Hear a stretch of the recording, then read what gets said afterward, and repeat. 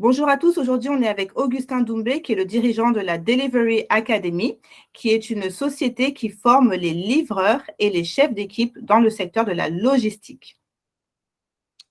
Bonjour. Bonjour Darren, bonjour Hélène. Bonjour Bonjour, Augustin. Salut, salut. Est-ce Vous allez que bien aujourd'hui, d'ailleurs, au passage. Pardon? Vous allez bien? On va toujours très bien, pour moi en tout cas. Et toi? oui, je vais bien et toi? En tout cas, je suis tout à vous aujourd'hui. Super, merci de nous accorder ton temps, Augustin. Je vous en prie. Est-ce que tu peux nous parler de ton parcours scolaire? Waouh, mon parcours scolaire, en quelques mots, j'ai fait mon collège, lycée, de manière classique. Ensuite, j'ai fait un DT, transport logistique. Ensuite, j'ai fait un master 2 spécialisé en transport, pour le coup. Et un MBA, donc c'est une spécialité en master 2, en 5e année, en achats internationaux. Ce qui fait que quand je suis sorti d'études, j'étais un des premiers profils à coupler la double compétence achat et transport qui a permis d'acheter, par exemple, des trains, des TGV sur des sujets supply chain, transport logistique, chez Alstom Transport notamment. Voilà. Mais sinon, parcours scolaire plus ou moins classique. Plus de détails, moi j'ai fait un bac STG. J'ai fait un bac STG. Alors STG, ça veut dire quoi, s'il te plaît? Ça fait longtemps, hein. Sciences, technologie et gestion, je pense, c'était un truc de ce genre. Et ouais, sinon, ouais, j'ai eu un super parcours, plutôt bon élève à l'école. Typiquement, par exemple, j'ai eu des félicitations sur mes 4 ans de collège. Bonne année en seconde. Et d'ailleurs, quand j'ai pris STG, le parcours STG, tous mes profs étaient surpris parce que normalement, je devais faire ES, économie et sociale. Mais comme je savais parfaitement ce que je voulais faire, j'ai préféré faire STG, mais je vous en dirai plus tout à l'heure. Voilà. Très bien. Encore. Quel genre d'élève étais-tu? Plutôt bon élève, pour le coup. J'ai eu maman prof de français, donc du coup, qui était prof de français, et un papa plutôt côté banque. Donc, ouais, une grosse culture de l'école dans la famille. Donc, D'accord. lui est plutôt bon élève, donc d'où le fait d'avoir des félicitations au collège et d'être plutôt bon élève, ouais, généralement, ouais. Bon, je n'étais pas tout le temps le premier, hein, mais toujours dans le top 3. Bon, super. Du coup, la question que je voulais te poser, c'est par rapport à ton entreprise que tu as aujourd'hui. Bon, tu viens de nous le dire, tu as moi été prof de français et ton papa plutôt secteur banque. Du coup, ma question, elle est un peu… je voulais savoir si tu avais de la famille dans le secteur, peut-être pas tes parents, mais du coup, dans le secteur de la logistique. Comment ça t'est venu, du coup? L'idée du transport et la logistique, je dis bien au départ parce qu'aujourd'hui, le mot un peu sexy, c'est supply chain, ok. Mais avant, ça s'appelait D'accord. transport et logistique. Et c'est ma mère parce qu'elle était prof de français, donc du coup, elle était au contact de ce sujet hyper important chez les jeunes qui est l'orientation. Donc, elle arrive, j'étais en 3e avec un fascicule. Vous connaissez mon âge, hein, mais imaginez en 3e, avec un fascicule qui disait la logistique et le transport cherchent ces cadres de demain. Donc, très peu connaissaient la logistique et le transport. En plus, à l'époque, on disait, le jargon un peu péjoratif, un peu négatif qu'on attribuait à ce métier, c'était poids de camion, donc les gros camions, voilà, donc c'était un peu le côté un peu péjoratif. Donc c'est comme ça que j'ai connu que je suis entré dans le sujet, parce qu'à l'époque, je cherchais un métier qui me permettait d'être au chaud en hiver, d'être au frais en été, donc dans un bureau, D'accord. voyager ouais, voilà, et manager un peu, quoi. Donc voilà. Donc ça me semblait être le parfait compromis, puisque transport logistique, c'est un métier de mouvement, des flux, un colis va à gauche, à droite, d'un pays à l'autre, d'un continent à l'autre. Et c'est comme ça que je suis entré dans mon orientation, que j'ai commencé à travailler mon orientation. Et c'est comme ça que je suis entré dans le sujet. Donc oui, une détection de besoin par la maman depuis ma 3e. Hmm. Est-ce que tu as eu des difficultés pardon, pour atteindre ton métier? Il y en a toujours. Il y en a toujours, mais je pense que la principale difficulté, c'est d'abord soi-même. Mais quand on parvient à être rigoureux, à anticiper et à faire ce qu'on veut, en vrai, il n'y a pas de difficulté à part le travail. Mais sinon, comme je le disais, j'ai eu cette grâce, cette opportunité de pouvoir savoir ce que je voulais très rapidement, ce qui me permettait qu'à chaque fois d'avoir 2-3 ans d'avance sur mes choix d'école, sur mon orientation. D'accord. Typiquement, quand j'étais en seconde ou en première, je savais déjà quelle école j'allais faire en bac+1. Donc, ce qui m'a laissé le temps de me préparer, de choisir, d'aller rencontrer les professeurs, de faire des portes ouvertes, voilà, d'aplanir le terrain pour faciliter les intégrations. D'accord. Donc, quand tu dis que tu avais toujours 2 ou 3 ans d'avance, c'est de toi-même que tu savais déjà où tu voulais aller, c'est de toi-même ou avec un petit peu l'appui de ta maman.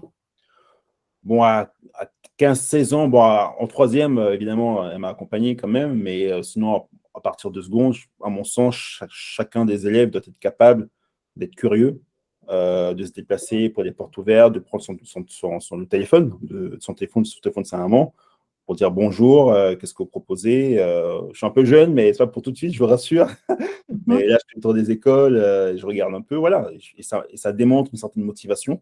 Et ça permet de pouvoir, d'une part, détecter les meilleures écoles dans son domaine d'expertise et s'y préparer. Voilà. Ok, Augustin. Alors, je voulais savoir si tu avais des conseils, du coup, à donner à des personnes qui souhaitent s'orienter dans le milieu du supply chain. J'ai bien compris ma leçon. À l'heure actuelle.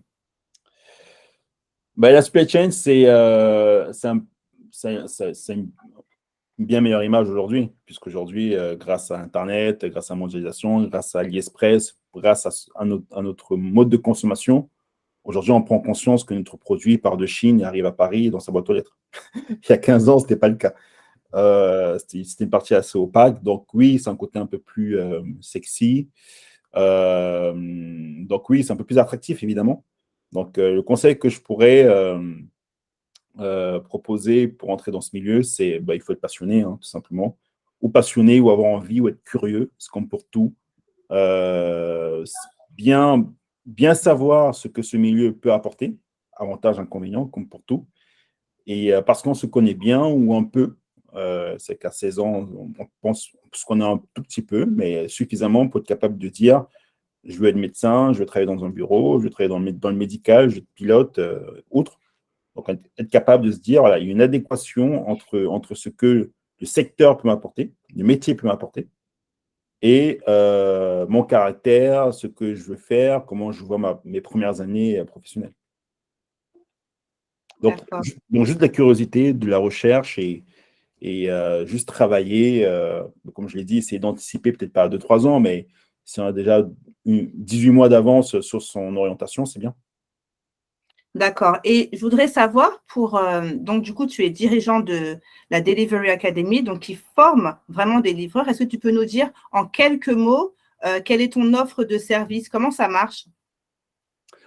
Pour que vous puissiez bien comprendre le sujet, avant la DV Academy, moi j'avais une entreprise de transport qui a permis de gérer un peu plus de 300 livreurs.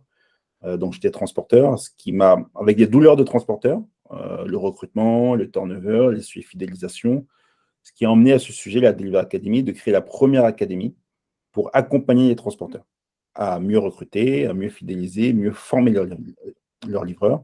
Donc, en quoi ça consiste? Ça permet tout simplement à faire en sorte que lorsque Hélène et Darren reçoivent leurs clients, que cette expérience client avec le livreur, pendant ces 30 secondes ou 5 minutes, soit une très bonne expérience client parce que le livreur a été formé et qu'il a pris conscience qu'en face de lui, il a des clients. Et des clients chers, puisque ce sont les clients qui le payent, clients qui Oui. payent l'entreprise, l'entreprise qui le paye. Donc voilà, donc aujourd'hui, c'était la première formation spécifique pour les livreurs que j'adresse. Évidemment, des chefs d'équipe, parce que les chefs d'équipe sont d'anciens livreurs qui passent chefs d'équipe, qui sont généralement pas formés et qui se retrouvent à avoir des équipes à manager de 10, 15, 20, 30 livreurs. Donc, quand ils n'ont pas été formés au management opérationnel, c'est peut-être très compliqué. Donc voilà, une offre très simple sur ces deux produits qui permet d'accompagner les acteurs du transport, les acteurs de la livraison urbaine pour gagner en performance et en qualité. D'accord. Et est-ce que tu as des astuces pour les révisions des devoirs ou des contrôles?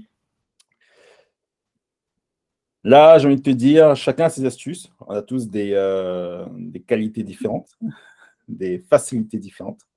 Moi, l'astuce qui a bien marché, il y en a deux. C'est la première, c'est très bien écouter en classe. J'étais toujours assis au premier, max, deuxième rang. Toujours. Bon, à part mes dernières années, hein, mais...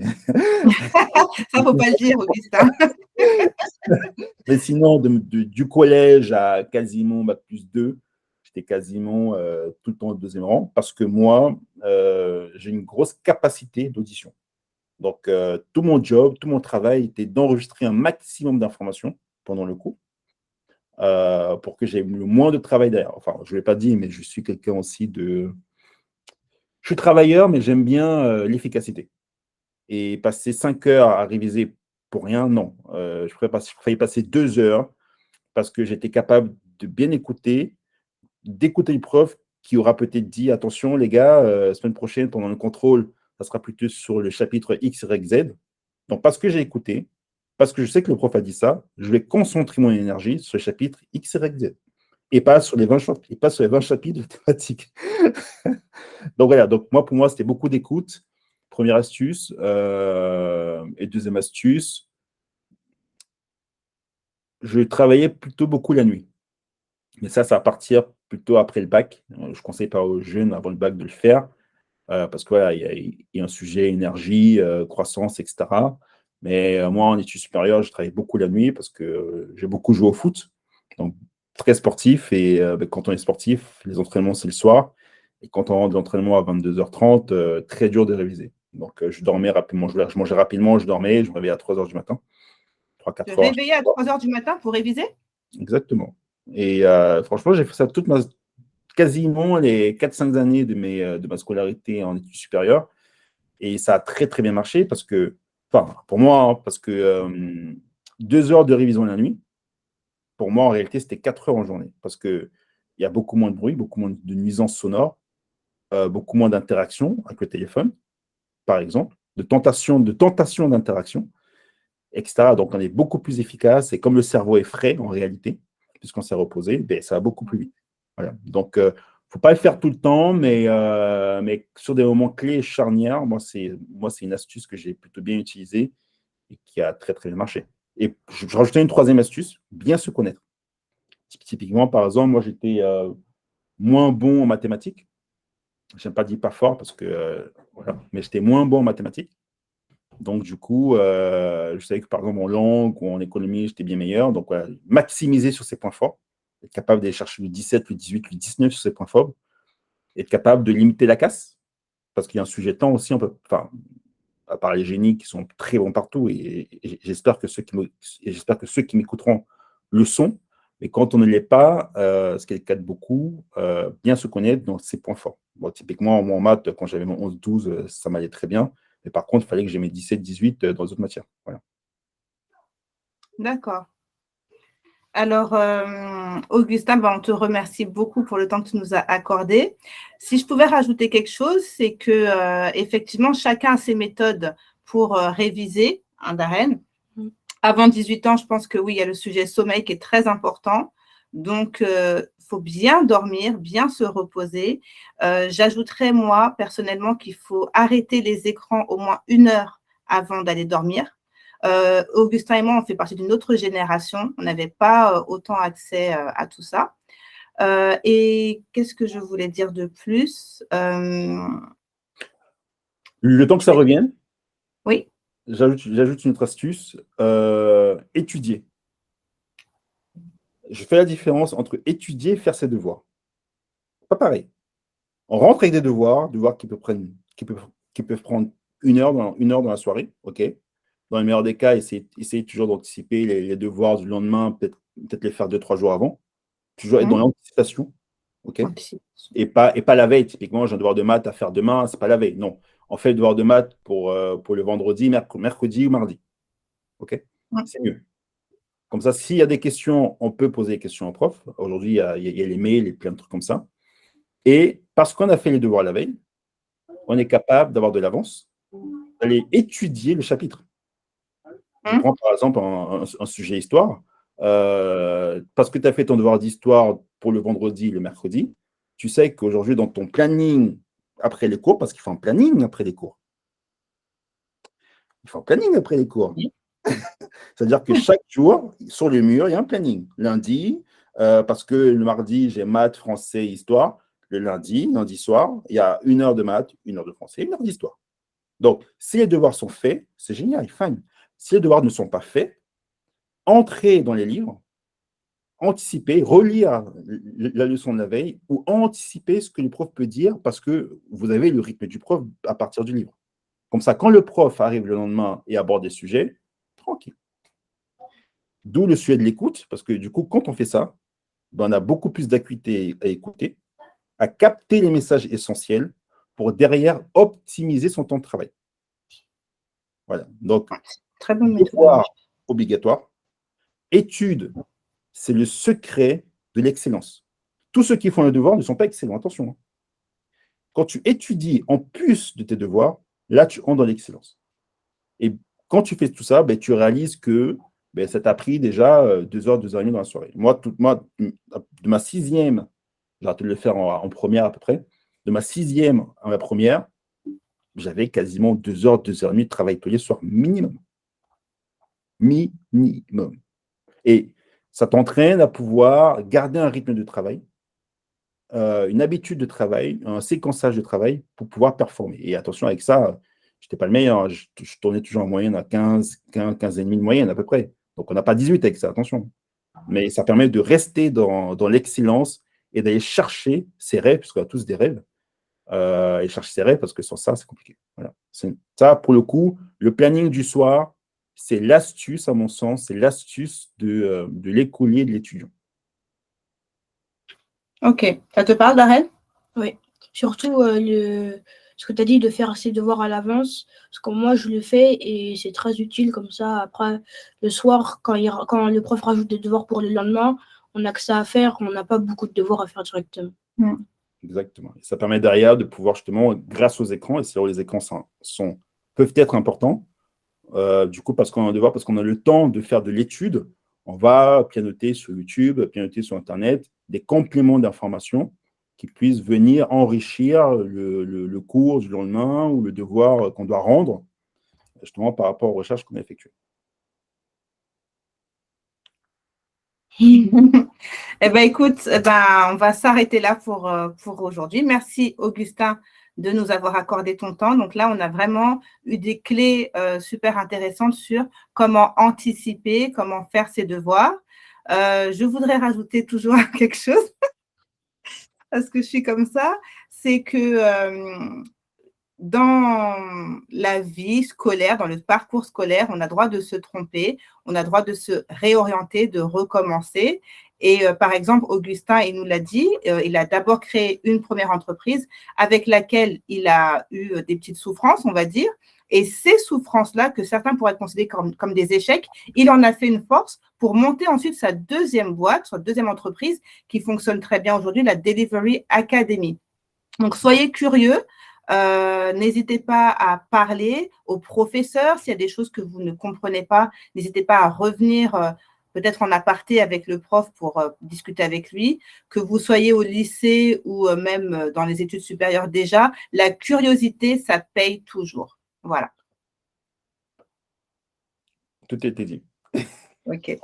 Eh bien, à très bientôt, Augustin. Merci encore Merci de nous avoir beaucoup. accordé ton temps. Et puis, bon vent à la Delivery Academy. Merci, à vous aussi. Ciao, ciao. Ciao. Merci.